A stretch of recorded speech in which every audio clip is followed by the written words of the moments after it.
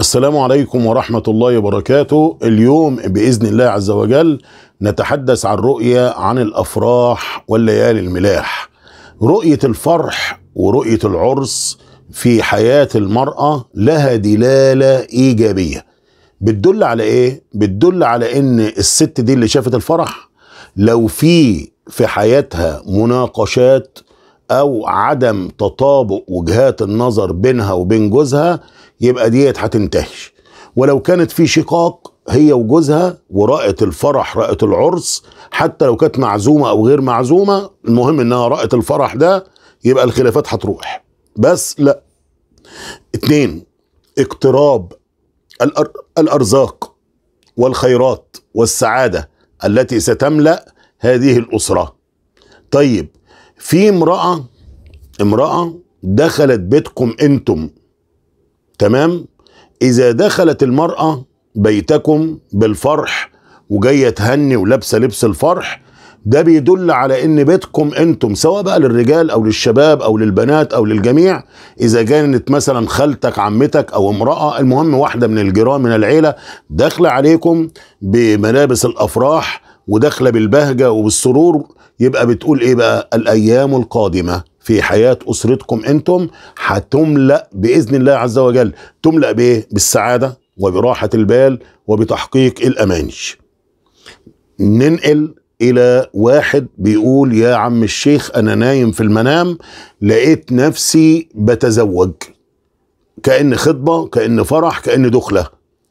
فمن رأى نفسه من الرجال أو الشباب في المنام أنه يتزوج، نقول له: راحة بال، اطمئنان، سعادة قادمة لك. استقبل اللي يديهولك ربنا بالحمد والشكر، واعمل بطاعة الله، هيوفقك إن شاء الله.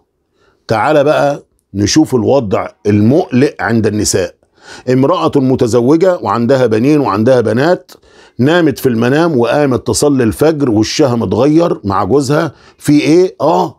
انا شفت الليلة دي ان انت بتتجوز عليا. طب سبحان الله، اذا رأت المرأة ان زوجها يتزوج عليا في المنام، ديت علامة فيك مش فيه. خلي بالك، ما تظلميش جوزك.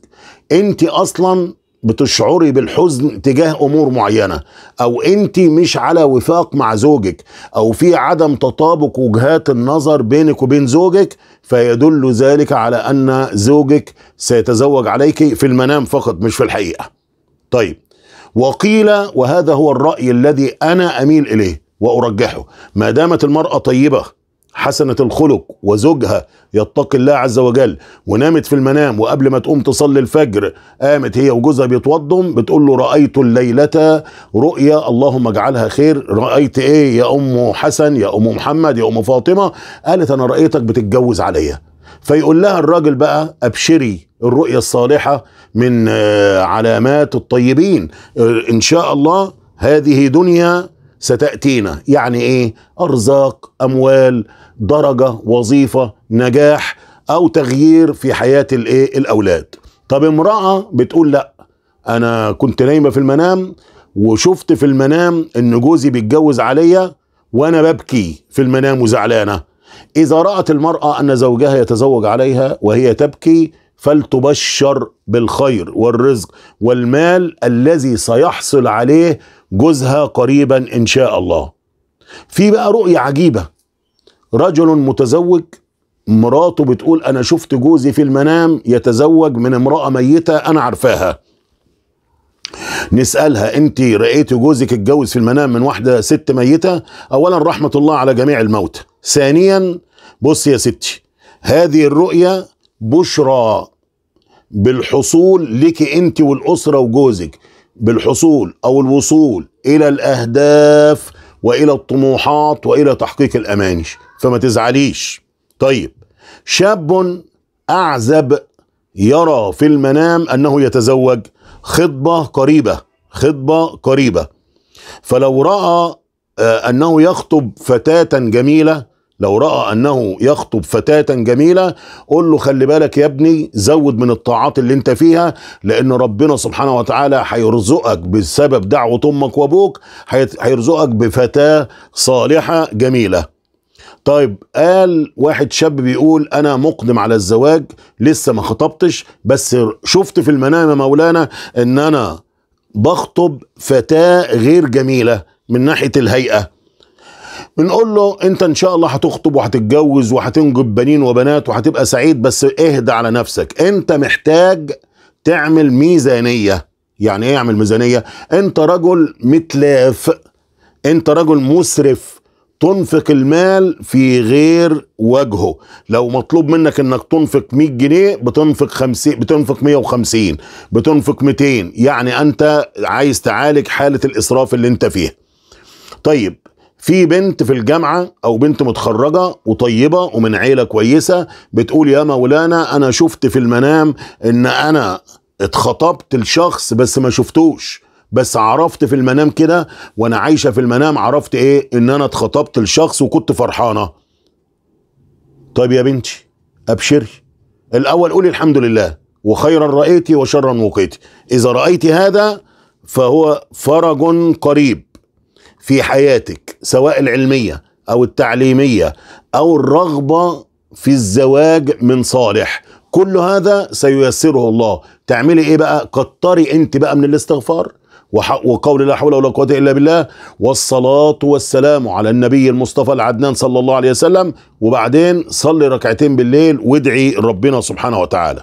طيب لما يجي واحدة بتقول انا لقيت واحد غريب معرفوش لا من اهلي ولا من الحتة ولا من بلدنا تقدم لخطبتي، قالوا بقى ايه بقى؟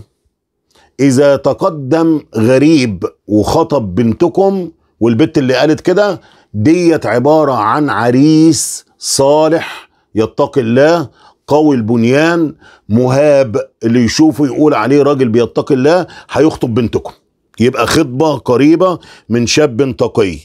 طيب واحد بيقول انا كنت في المنام لقيت نفسي معزوم او رايح احضر زواج. طب نقول له فرح وسعادة وايه كمان؟ وازالة الهموم والازمات. طب بقى النهاردة بقى بتقول ايه بقى؟ واحدة متزوجة راحت زواجها. يا لا لا لا لا، يعني هي متجوزة والنهاردة الفرح ده بتاع مين؟ قال ده فرحها هو. إذا رأت المرأة المتزوجة أنها في عرس، وهذا العرس لبس أبيض وفرح وكلام من ده، قد إيه؟ قالوا والله ده ترجع لنفسها.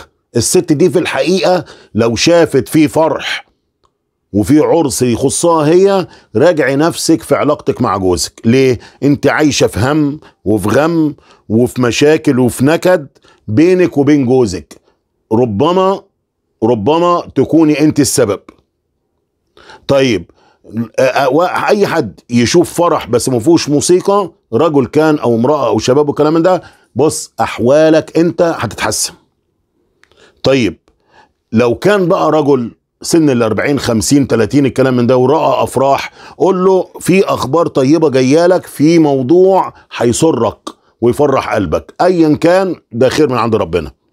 طب فتاة شافت فرح بس برضه ما فيهوش موسيقى، انت يا بنتي هتنجحي في حياتك، في المهندسة، في الدكتور، في المحاماة، في الطب، في الدراسة، في اي حاجة ربنا هيسهل لك النجاح. طيب متزوجة ترى انها عروس، هي الست المتزوجة دي ترى انها عروس، هي اللي بقت عروسة، نقول له بقى ايه؟ على عكس ما سبق ان احنا قلنا لو رأت نفسها في فرح ولابسه فستان والكلام من ده، هنا بقى النهارده رأت ان هي عروسة وبيلمعوها وجميلة في وجه الناظرين، بس ما شافتش بقى مين اللي اتجوزها ولا غيره. قال لك المتزوجة التي ترى في منامها انها عروس فهي خبر جميل، ارباح، سعادة. او بنتك او ابنك او حد من العيلة القريبين منك، حتى اولاد اختك يعني او اولاد اخوك هيتجوز قريب ان شاء الله.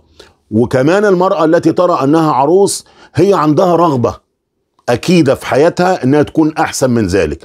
وانا اسأل الله عز وجل ان يملأ بيوتنا وبيوتكم افراح وسعادة، ويبعد عنا وعن امة الحبيب محمد صلى الله عليه وسلم الهموم والاحزان. والسلام عليكم ورحمة الله وبركاته.